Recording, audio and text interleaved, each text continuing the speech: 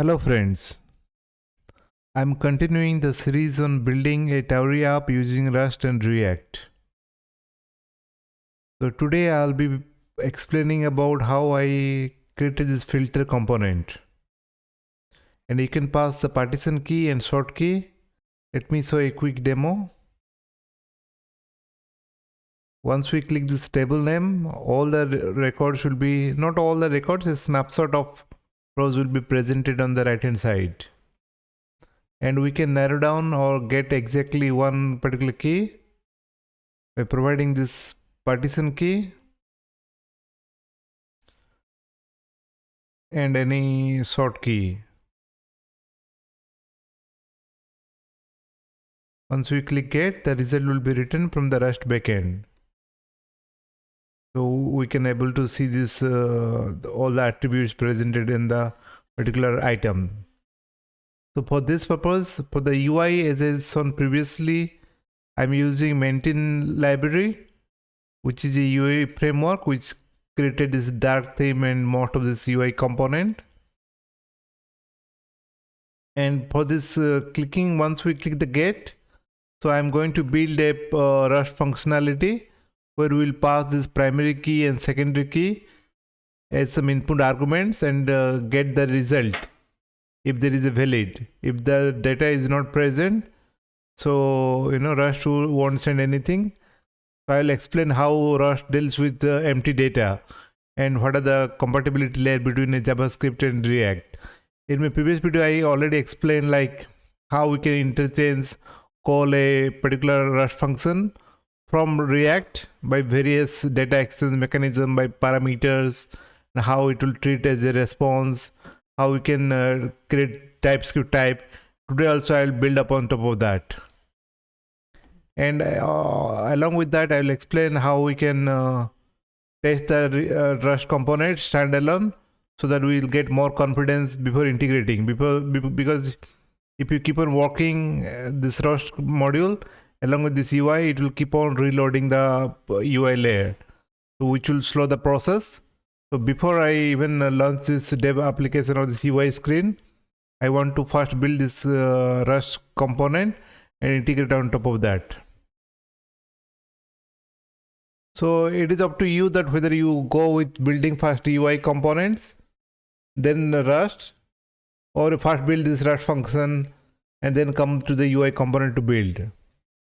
So for my purpose, I build a small skeleton, like I identify like what are the component I need and put some UI layer like text input and the basic blocks.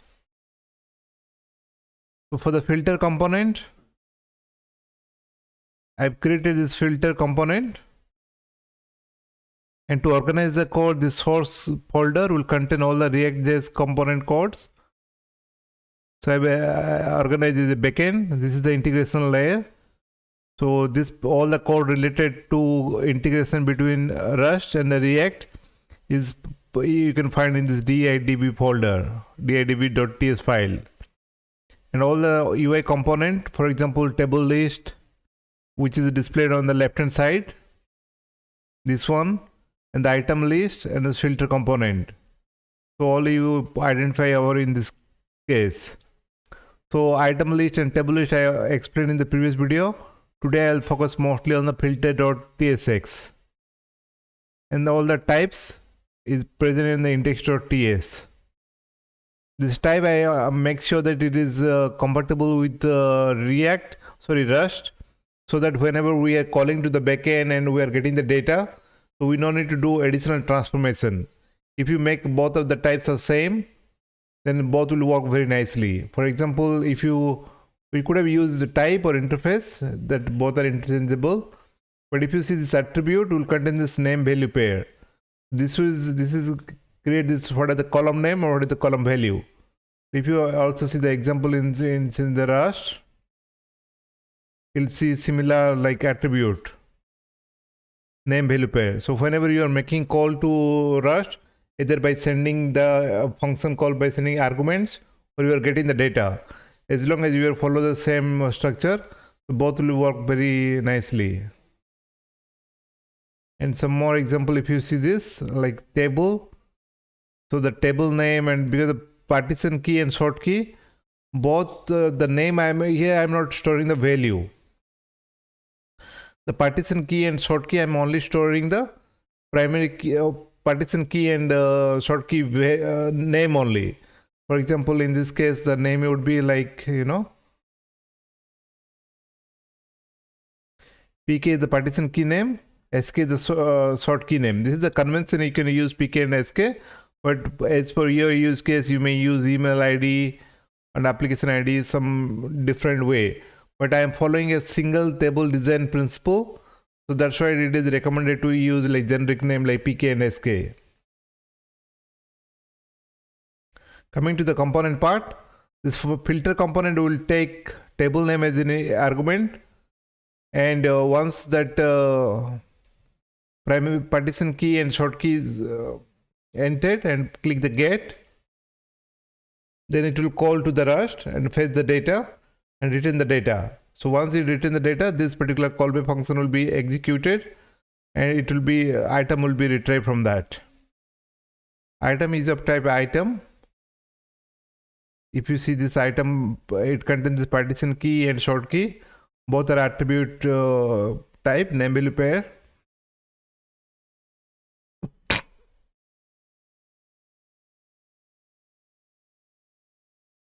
And this is free from attributes.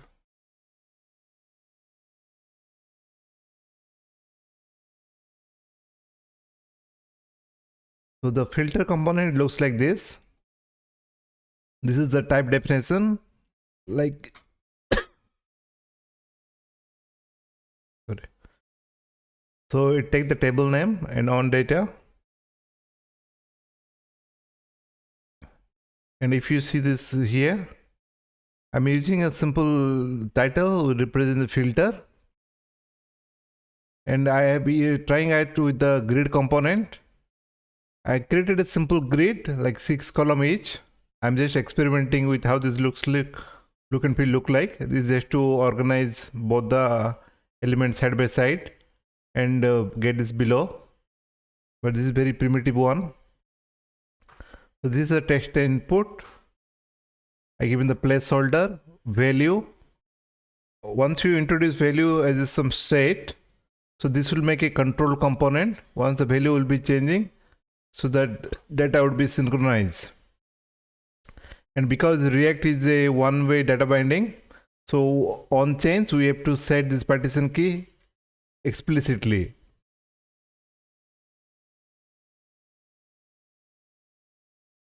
Similarly, we have a field for short key and setting the short key as well. And there is a button. So once we on click it, it will call this get function. Get. But before we explain to get, I have used some describe table. So once I given this dependency erase the table name. This describe table will call to a Rust function. If on the first page load, this table name will be empty, so no need to call describe. But once we click this table name over here, then this filter component will be rendered again. During that time, I want to store this table meta information, like this primary key column name and short key column name dynamically. So this table will contain this information. If you see that,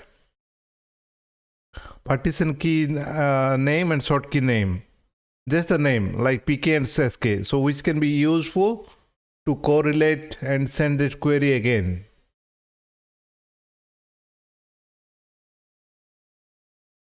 So once we click get, so I'm checking this partition key, a short key, both are non-empty, then only it makes sense to make a call. Then I'm constructing this request. It is a table, name of the partition key I got from this table above, and the value, whatever I got from this input field, this partition key and short key. Similarly, this name value pair short key. This is what required for making a get call to the Rust backend. And once we get the data, I'm just calling this handler. So this on data will be triggered, and this items array will be like either set to this one item and or empty item if there is no data. So this is much more about like the interaction, and also if you see this, the code required for React.js and Rush interaction. It is a async function which returns this promise of type item, and which takes three arguments like table name, partition key, and short key. Exactly same it will pass to this invoke function. This invoke function is useful to call the read function. This get name, the string, whatever we are passing as the first argument, is the function what we are going to define inside Rust backend. And this won't be written as any type. This should be written as an unknown type in the TypeScript world. So to explicitly we can cast as item. At this point it won't complain. If there is no data, it will return null. If there is a data, it will return item. So TypeScript is just for compile time checking. But if there is wrong data we are passing from Rust to here, then it will fail in the runtime. Coming to this Rust part.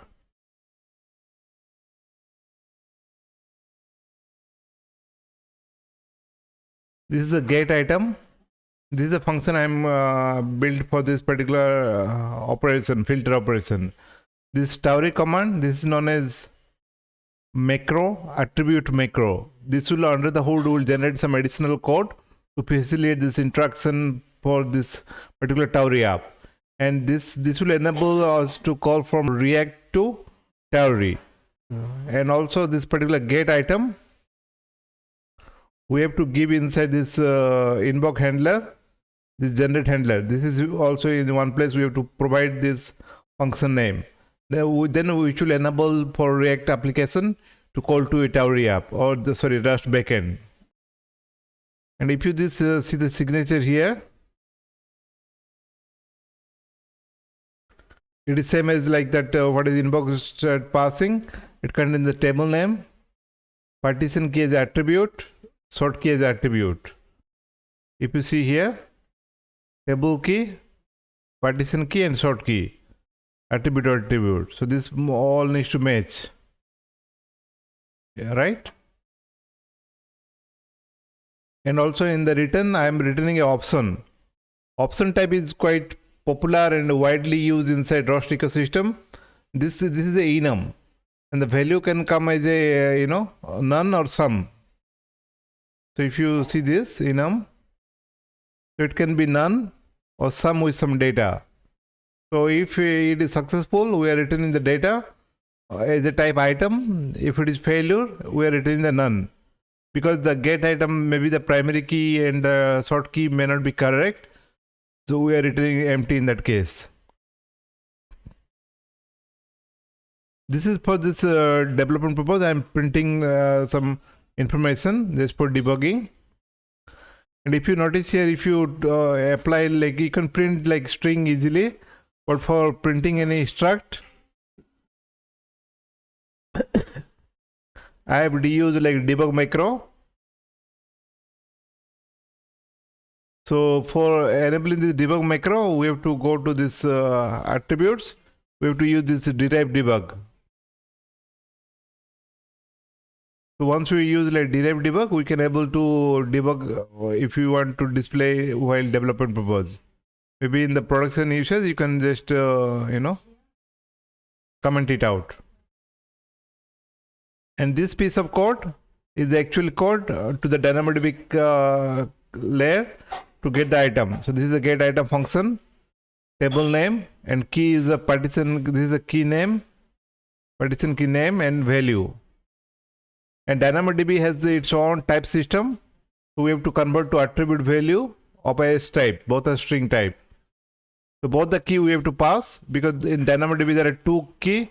One is simple key, which will only contain the partition key, and I am using a composite key.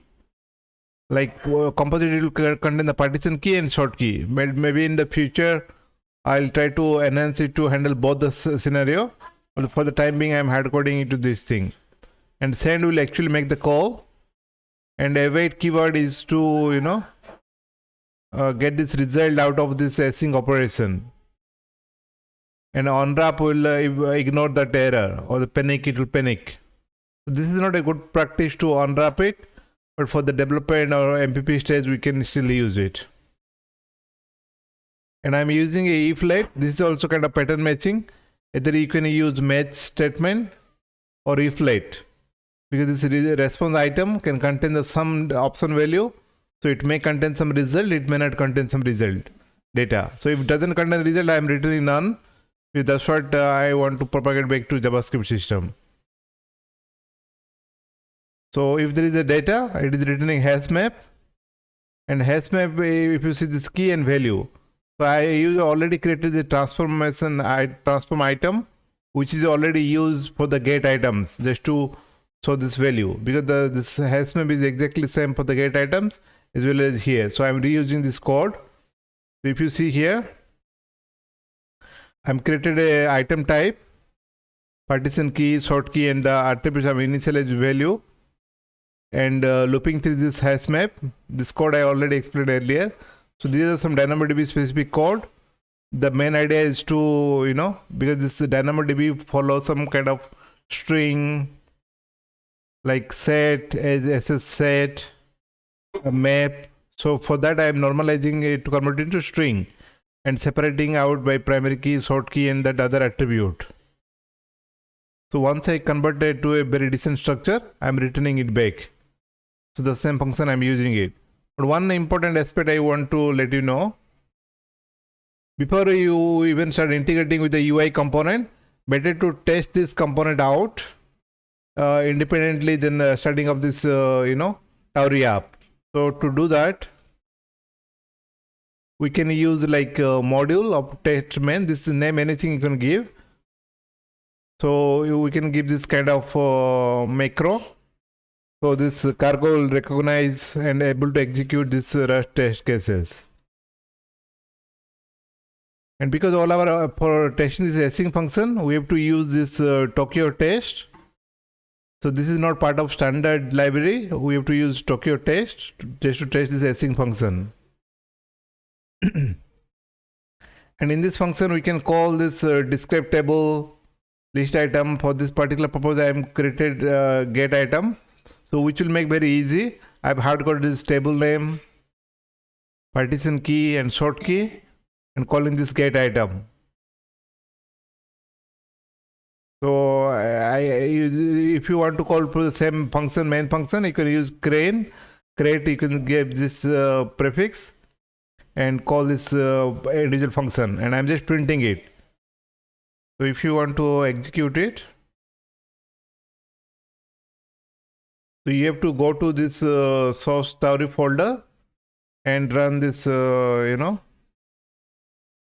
cargo T or cargo test.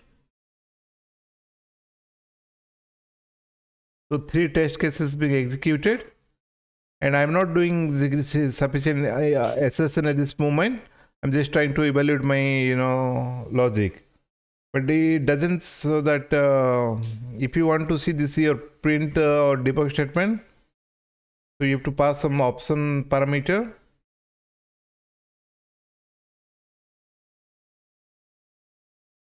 No capture. No capture means by default, when you executed cargo T, it will capture all the print and debug statement from Rust execution. Once you explicitly mention no capture, it won't capture any printing or debugging information. So it will display as it is.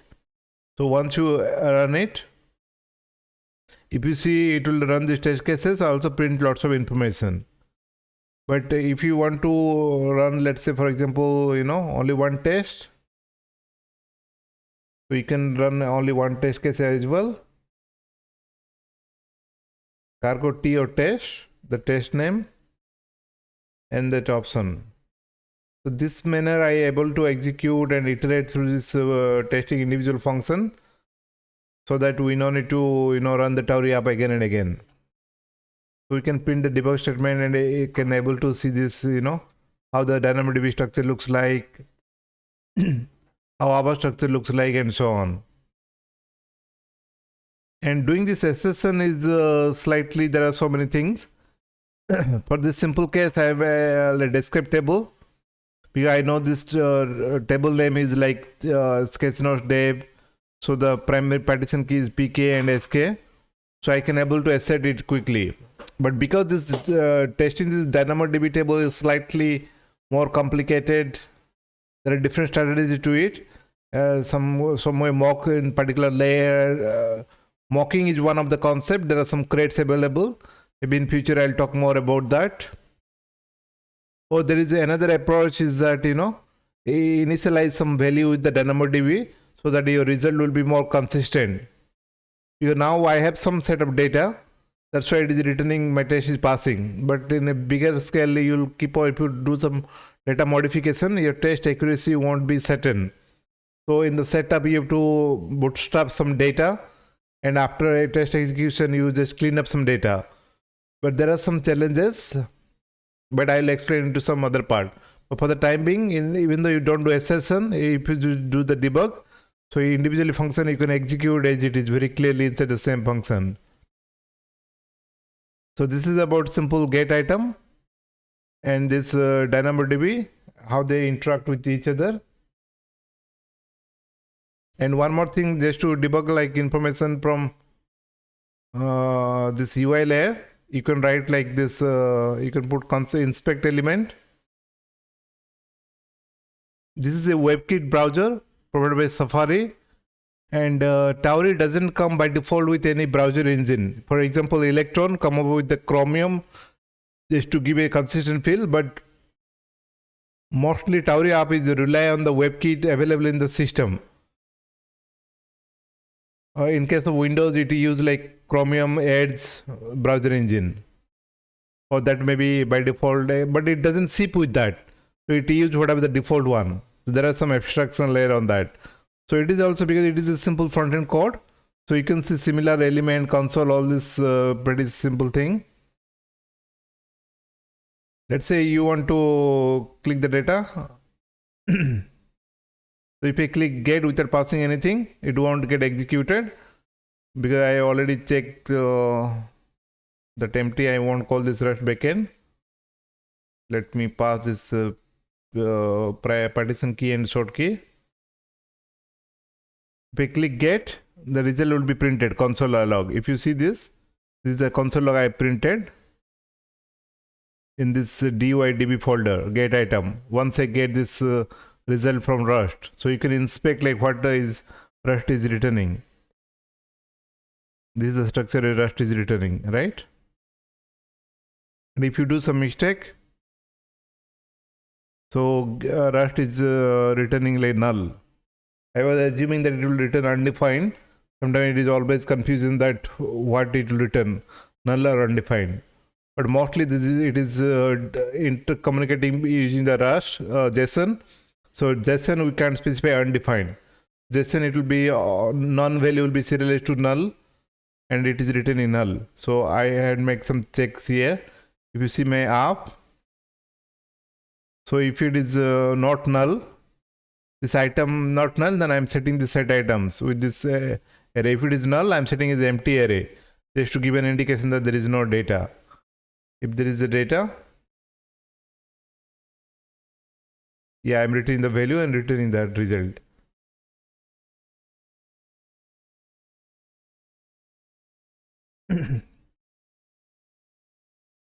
See this reload page, I'm this clear reload is for my dev purpose. Reload is reloading the browser at all the time. So I have this basic get implemented today. So in future I'll be going to implement query and maybe file to some more settings, some more additional features. So stay tuned. Have a good day ahead. Bye bye.